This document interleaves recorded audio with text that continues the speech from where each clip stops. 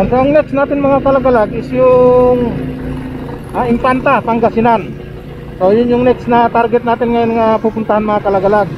So tapos na tayo dun sa Zambales.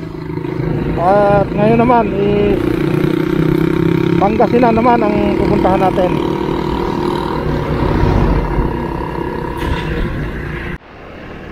Infanta, Pangasinan.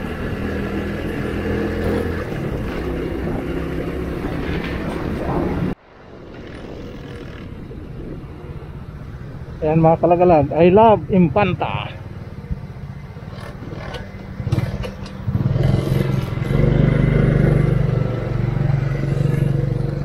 Hanap tayo ng makainan.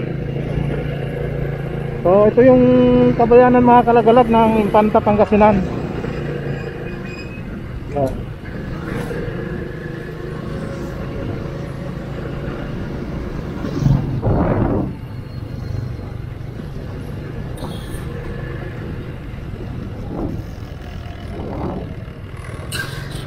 So, ito yung pinaka mga kalagalag, pinakabayan, pinakasentro nila dito sa Infanta.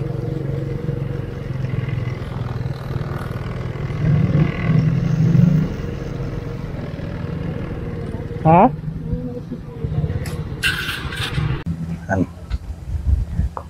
Yan, so mga kalagalag, andito tayo ngayon sa karagatan ng Infanta, Pangasinan.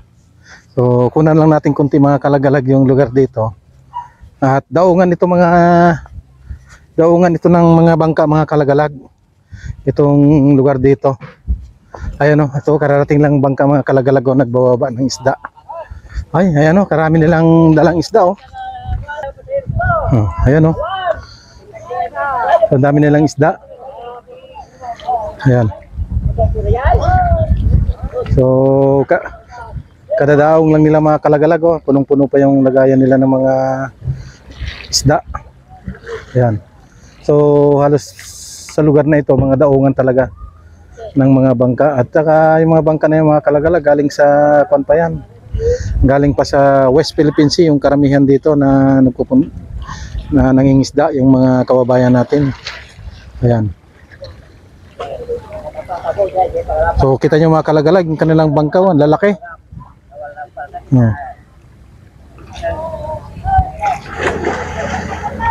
Yan. Oh, at saka doon sa dulo mga kalagalag, dami pa oh. Oh. Ayun, punong-puno yung batya oh ng isda oh, presko ng isda. Oh, preskong preso, kahuhuli lang yata ng mga ito. Ayun, malayo lang kasi sa atin, sa Tarlac pa. Kaya kung bibili ka rito, pagdating mo sa Tarlac, wala na, bilasa na.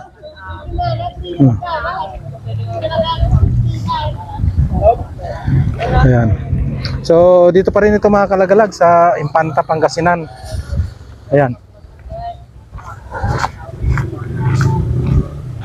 Ito na yon, may buyer na sila dito mga kalagalag. Andito na oh.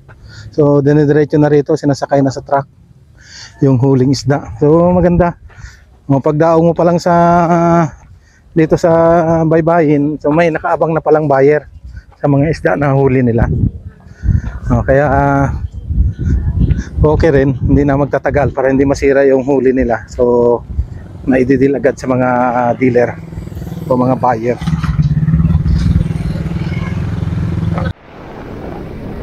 So yung mga kalagalag, papunta na tayo sa Dasur, Pangasinan. So katatapos lang natin mga kalagalag doon sa Infanta, Pangasinan. At ngayon papunta na tayo ng Dasur, Pangasinan. Ayan.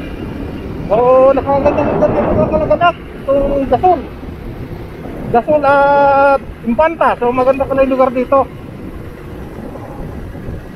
Ayan, halos mga palaisdaan ito mga kalagalag, kabilaan.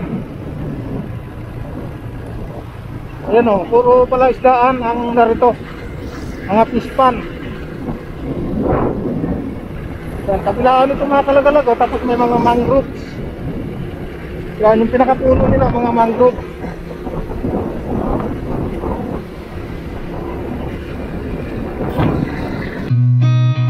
Seen a lot of change, been through a lot of pain. Some things are not the same as they were a year ago, but all will be okay. I move on each and every day. The past is where it stays, way back a year ago. I've changed for the better this time. I thought I would never be fine. I strive just to say I'm alright, and for the first time in a long time I'm alright. I've seen. So dito pa rin tayo mga kalagalag sa Dasul, Pangasinan. Ayan. At sisilipin lang natin mga kalagalag itong karagatan nila dito, at malapit lang naman pala sa kalsada. Pinuntahan na natin, titignan natin.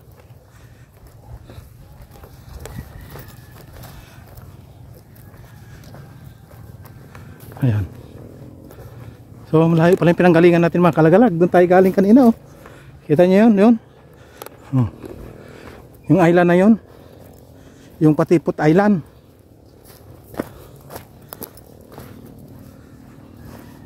At dito mga kalagalag, andito din yung Culebra Island. So dito natin makikita sa Dasul yun.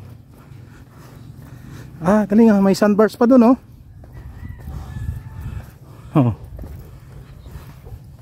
Oh, low tide. Low tide pala, kaya may sandbars siya.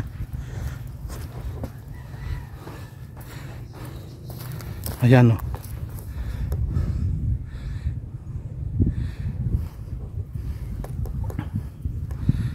Ayan, so maganda mga kalagalag, malinis yung karagatan, kaya lang dito sa paligid hindi na may maintain. Hindi naman kasi beach resort ito, dagat lang talaga ito na open siya.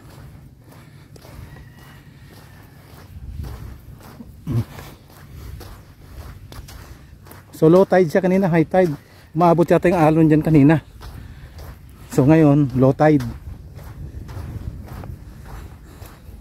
Ito, mahaba din tong sunburst mga kalagalag. So mayroon pa dun, no?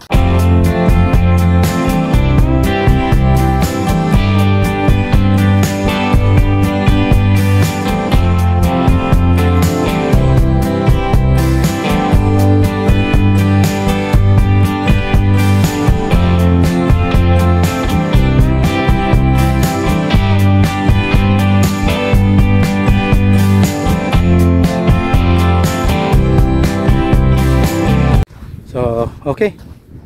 So pinasyalan lang natin itong mga kalagalag, at maganda kasi kanina nakita natin sa kalsada. So maganda.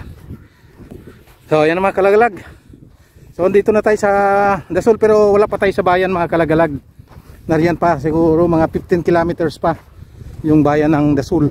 Ayan, so mga kalagalag, napasyalan na natin itong Impanta at ibang bahagi ng Dasul, Pangasinan. So kita nyo naman mga kalagalag, talagang napakaganda ang lugar na ito at fit talaga para sa pasyalan. At mga kalagalag, pansamantala puputulin na natin itong ating pag-vlog. At bago natin putulin mga kalagalag, i-shoutout muna natin si Kenneth James Mego ng Impanta, Pangasinan. So hanggang dito na lamang ating pag-vlog, at maraming salamat sa inyong walang sawang suporta. God bless at ingat tayong lahat. At bago ko tapusin mga kalagalag, salamat pala sa lahat ng mga nag-subscribe. Salamat sa inyong lahat. Cause I got something to prove. I gotta take what I hate and finally make a move. I think of you and all the shit you don't do. Well, I'm